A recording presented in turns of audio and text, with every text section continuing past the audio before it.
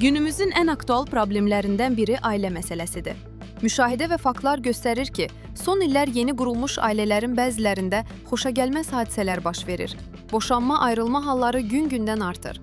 Mövzu ilə bağlı Yeni Sabah Aza danışan psixoloq Samirə Bağırova bugün bir çox gəncin başqalarının acığına, yaxud ailədən canını qurtarmaq üçün ailə qurduğunu bildirib.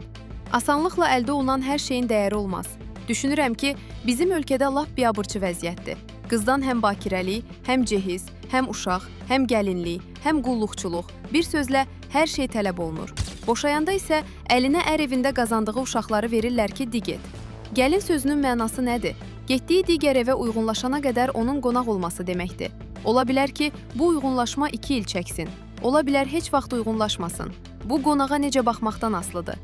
Fikrimcə, evliliklə bağlı qanunlar birmənalı şəkildə dəyişməlidir, deyə psixoloq bildirib.